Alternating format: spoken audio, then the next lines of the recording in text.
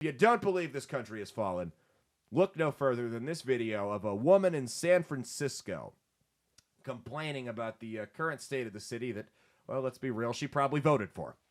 I'm literally shaking right now. Literally shaking. I was just getting groceries, and I live in San Francisco, and I never really feel fully safe. If you live in San Francisco, I'm sure you know what I'm talking about. And I just got groceries. I'm walking out of the store, and this guy is walking past me and says, "Move, you stupid bitch," and he spits in my face. Spits all over my face.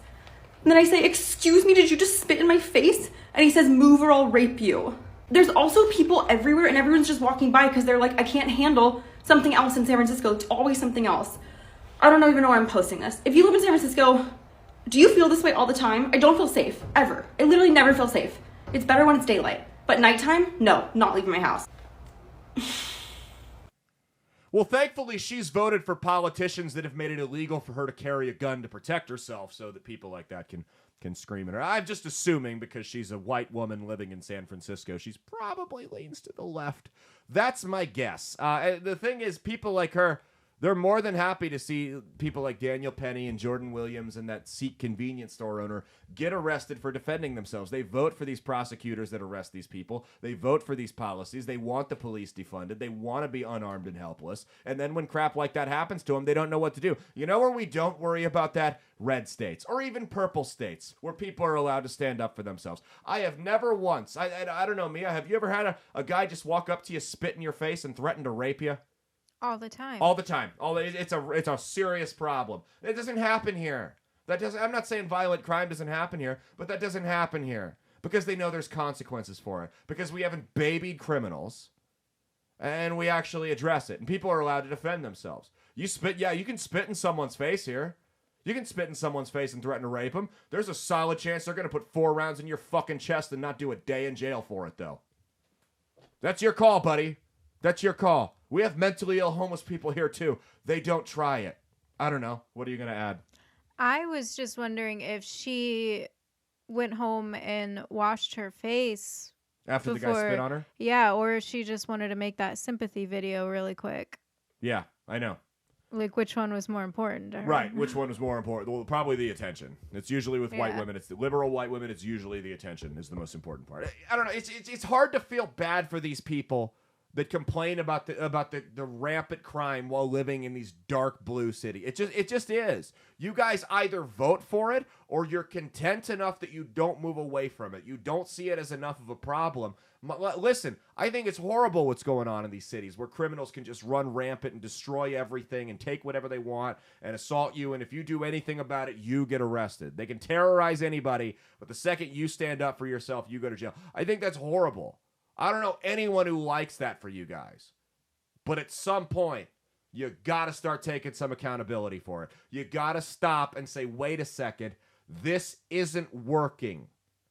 When I go to Texas, when I go to Nebraska, when I go to South Carolina, to Florida, people don't live in constant fear walking down the street. Why is that?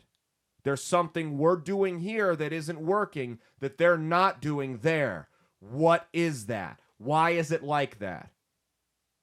That's all there is to it, man. And the problem is these people, when they finally had enough of this crap, this big city bullshit, when they finally say, you know what, enough is, and they all have that one tipping point. Something traumatic happens to them, and they're like, you know what, I'm done. I can't live here anymore. Sometimes it's something like that. Sometimes it's something worse. Sometimes it's death by 1,000 cuts, and it's just all the stuff adds up, and they're like, you know what, it's the straw that broke the camel's back. I'm out of here. The problem is when they finally leave those cities and they move to Arizona, they move to New Mexico, they move to Texas, they move to Montana, they move to Nebraska, they move to Wyoming, Utah, Nevada, wherever.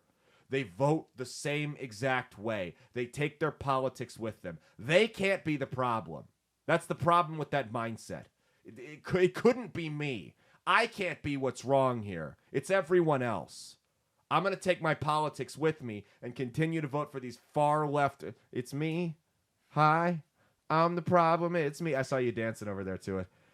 It can't be that. I got to take my far left politics with me and vote exactly the same way so I can turn Arizona, so I can turn Texas, so I can turn Montana, so I can turn Nebraska, wherever the hell I'm moving to, so I can turn these states into California. Same thing on the East Coast. I got to turn Florida into New York. I got to turn South Carolina into New York. Guys, stop for a second. Say, hey, why did I leave? Why did I leave the city? Why did I leave these dark blue states? Crime, taxes, shitty economic situations, whatever the case may be. And then ask yourself, would I like to see that here?